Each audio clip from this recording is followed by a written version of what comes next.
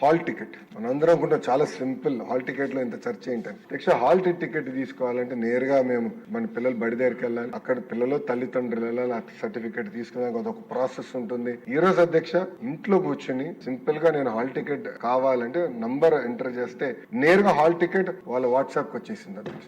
So ఎక్కడికి వెళ్ళాల్సిన అవసరం లేకుండా హాల్ టికెట్ నేరుగా వాళ్ళ వాట్సాప్ కి అందజేస్తాం జరిగింది అధ్యక్ష. అధ్యక్ష అంతేకాకుండా అధ్యక్ష ఈరోజు పొద్దున ఈ సబ్జెక్ట్ కూడా ప్రిపేర్ అవుతున్నప్పుడు ప్రశ్న వచ్చింది అధ్యక్ష. దానికి మా అధికారులందరూ వచ్చారు. ఎగ్జామినేషన్ రిజల్ట్స్ గురించి కూడా డిస్కస్ చేస్తే వాళ్ళు అడిగారు ఆన్లైన్ పెడదాం సార్. నేను నో ఆన్లైన్, ఇప్పుడు పుష్ చేద్దాం. అంటే మనకి ఎవరు హాల్ టికెట్ డౌన్లోడ్ చేశారో మనకు తెలుసు, ఏ నంబర్ నుంచి డౌన్లోడ్ చేశారో తెలుసు, ఆధార్ వివరాలు మన దగ్గర ఉన్నాయి, ఫోన్ నంబర్ లింకే ఉంది. సో ఆ పిల్లల రిజల్ట్ నేరుగా మార్క్ అయిపోయినప్పుడు ఏ రోజైతే మనం రిజల్ట్స్ ప్రకటిస్తాం నేరుగా వాట్సాప్ డైరెక్ట్ గా పుష్ చేద్దాం, వాళ్ళు అడగాల్సిన అవసరం ఉండకూడదు అనే లక్ష్యం పెట్టుకున్నాం అధ్యక్ష. ఇట్లా అధ్యక్ష ప్రతి సర్వీస్, పవర్ బిల్ కానీ, ప్రాపర్టీ ట్యాక్స్ రిలేటెడ్ కానీ, ఇతర సర్వీసెస్ కూడా రియల్ టైం పుష్ చేస్తాం అధ్యక్ష. పుల్ అనేది ఉండదు. సో ఎందుకంటే ఏమో మనం మర్చిపోతాం అధ్యక్ష. మీ అందరూ తెలుసు క్రెడిట్ కార్డ్ బిల్ ఒక రోజు లేట్ కడితే ఇంట్రెస్ట్ రేట్ విపరీతంగా బాధేస్తాడు అది. ఒకసారి నాకు జరిగింది అది. నేను క్రెడిట్ కార్డ్ బిల్ ఒక 4 రోజులు లేట్ కడితే నాకు పెనాల్టీ వేసి గట్టిగా బాధేస్తారు అధ్యక్ష. సో అప్పుడు ఆ రోజు నేను అనుకున్నా పుష్ అనేది ఉండాలి కదా, ఎందుకంటే ఇబ్బంది పడాలి ప్రజలు అనుకునే అధ్యక్ష. అందుకే ఇప్పుడు అన్ని సర్వీసెస్ కూడా కేవలం పుల్లే కాదు పుష్ మోడ్ ద్వారా కూడా చేయాలనే లక్ష్యంతో మనం పనిచేస్తాం అధ్యక్ష.